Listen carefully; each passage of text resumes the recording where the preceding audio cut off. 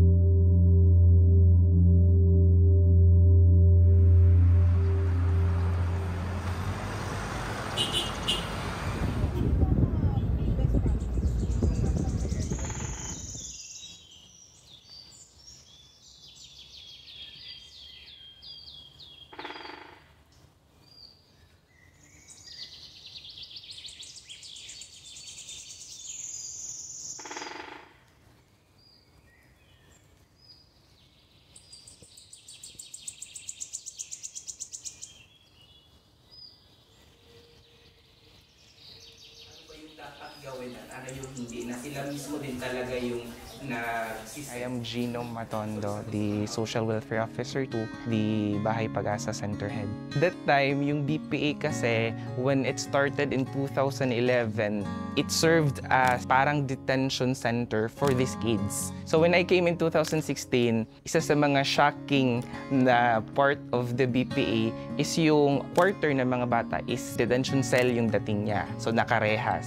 I've decided na iswap yung place namin kasi with humanitarian considerations, ayaw na ayaw talaga din natin that our children would feel na parang nakabilanggo sila. Ako yung nag-office sa may reha, sila yung andon. Pag-abot na ako diri kuan gyud laay, wala ka nanad ba nga malayo ka sa imong kuan pamilya. Pag-abot gay na diri hinuktok, may gani kay na mga kauban na parent pa lipay ba magpakatawa para mawalang sa kamingaw sa akong pamilya. Bisag unsaon nimo pag lipay-lipay, pag mungid ka nga naanad nga layo ka sa imong pamilya. Makahilag gihapon ka sa imong magkuan ka magunahuna gid ka sa imong kuan ba nga. Sus may pagwa ko nagbuhat og di maayo kay di pa ko maila sa akong pamilya. With the provincial support giving us enough budget for the building, every year din binibigyan tayo ng mas malaki na pondo for the operation. When we started, we had a budget of 720,000. And the following year, we were given 1 million, 1.5, 2 million, hanggang last year, naging 3 million kami. Yung operation, pasahod natin sa mga staff natin, yung meal, morning, lunch, at saka dinner, snacks, vitamin, andun din kinukuha. In terms of giving me house parents, we have 3 security guards, yun para sa rotation ng duty. Without this support, walang magfa-facilitate dun sa mga residents natin. Binago, in-improve yung center natin, mas binigyan tayo ng malaking budget, magiging possible yung accreditation ng facility. Once accredited ka by the DSWD, ibig sabihin nun, abot nyo yung standard na sinet ng department. With the accreditation, ang dami nating invitation na nare-receive na training. Without training, mahihirapan yung mga staff ko in dealing with these residents. With gender and development, tinuturuan tayo how to be more gender sensitive with the way we treat our residents here. Tinuturo natin yan siya, kinokorek natin siya through the gender lens. Yung role namin as social worker, as guidance counselor, we are not here to fix them, but we are here to facilitate them fix themselves. Isa sa mga actually wino-work out natin with the community and the LGU na social worker is yung bang reconciliation with the family of the victim. Kasi yun naman talaga yung gusto ni JGWC, maibalik yung trust ng bata sa community, si community to the resident, then magkaroon din talaga ng genuine na forgiveness doon kay victim.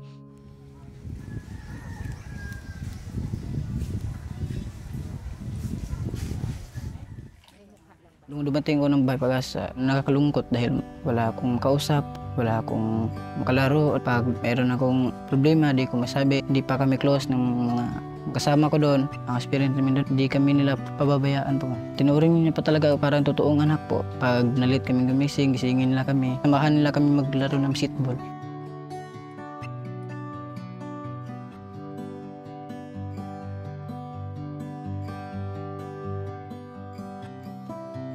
Yung partnership natin with the Provincial Agriculture's Office, sila yung nagbigay sa atin ng 100 chicken na lahat, tsaka 3 kambing. Si Mao naman, Municipal Agriculture's Office, nagbigay din siya ng more than 1,000 tilapia fingerlings. Provincial Veterinary's Office natin, magbibigay sa atin ng mga ready-to-lay hens. Yun yung isa sa magiging business ng Bahay Pag-asa. Magdi-distribute kami ng egg. Hopefully, it will be successful.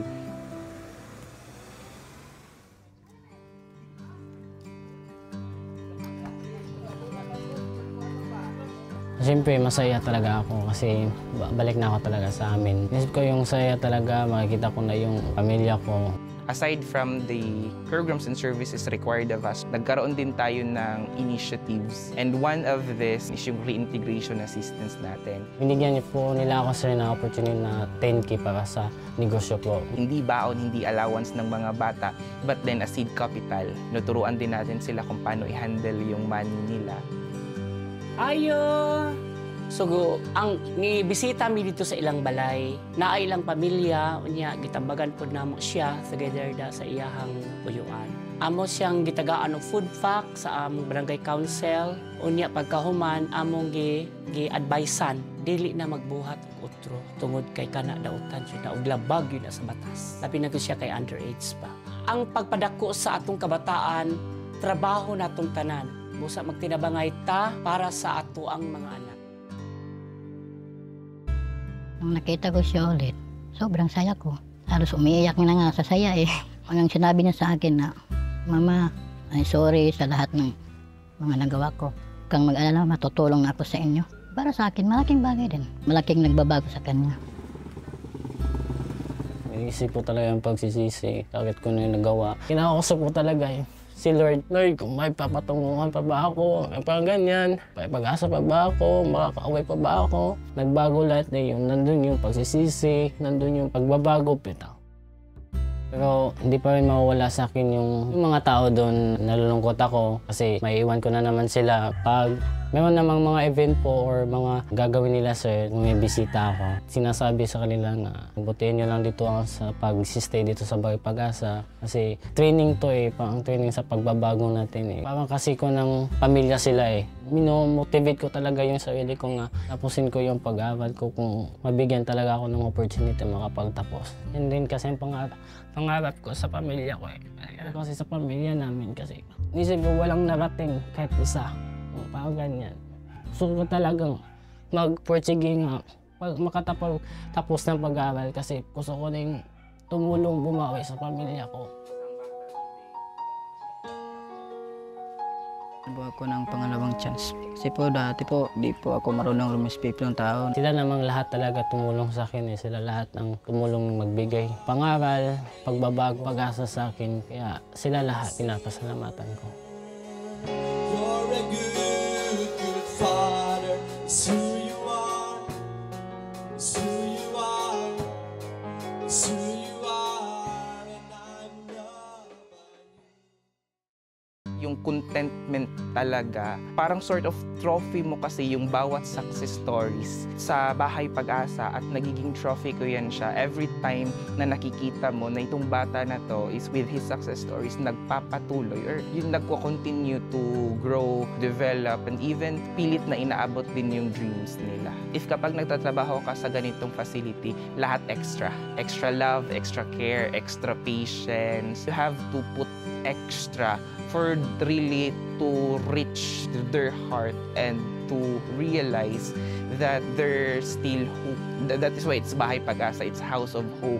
And that's really the reason why they are here and why we are here, to give them hope for a brighter future. Maaabot ko din yan.